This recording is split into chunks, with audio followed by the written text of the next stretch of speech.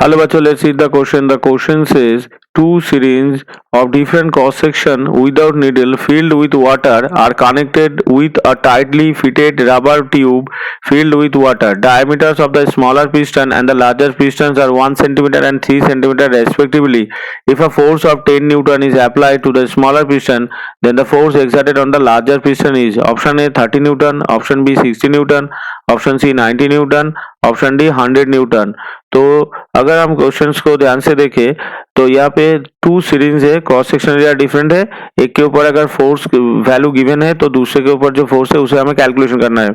तो हम according to the Pascal law क्या यहाँ पे क्या कंसीडर कर सकते हैं, the pressure is transmitted undiminished throughout the water according to the Pascal law, यानी P1 is equals to P2 हो जाएगा, यानी दोनों सीरीज के ऊपर जो प्रेशर होगा प्रेशर यहाँ पे सेम होगा।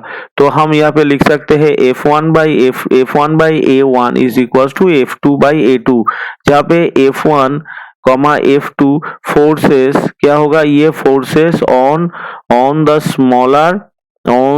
Smaller and the larger piston force larger piston के ऊपर जो फोर्स है ये फोर्स होगा F1 एंड F2, और A1 कॉमा A2 जो है A1 A2 हो जाएगा हमारा जो एरिया स्मॉल पिस्टन का जो एरिया है वो A1 एंड जो लार्ज है उसका जो एरिया है वो हो जाएगा हमारा A2। तो A1 A2 हमने इसको कंसीडर कर लिया। तो इसमें अगर हम देखें तो F2 का जो वैल्यू होगा, यानी कि हमें यहाँ पे क्या कैलकुलेशन करना है, हमें कैलकुलेशन करना है the smaller piston, the 10 newton is applied to the smaller then the force exerted on the larger. तो लार्जर अगर F2 होगा, F2 को हमने कंसीडर कर लिया, A2 को कंसीडर कर लिया 2 को, तो F2 इज इक्वल्स टू हो जाएगा हमारा यहाँ पे A2 by A1 into F1।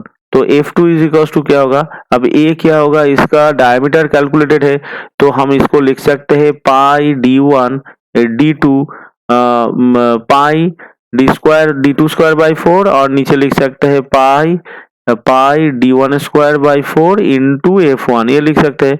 तो F2 का वैल्यू यहाँ पे क्या होगा, F2 का वैल्यू यहाँ पे यानी हो जाएगा हमारे यहाँ पे D2 बाई D1 तर होल स्क्वायर इंटू F1, यानी F2 हो जाएगा हमारा 3/1 तर होल स्क्वायर। यहाँ पे सेंटीमीटर है, इसको मीटर में कन्वर्ट करने की जरूरत नहीं है क्योंकि रेशियो में ही है तो कैंसिल हो जाएगा, स्क्वायर इंटू फोर्स का वैल्यू कितना है, फोर्स का वैल्यू है 10 न्यूटन। तो F2 का वैल्यू निकल के आ जाएगा यहाँ पे 90 न्यूटन।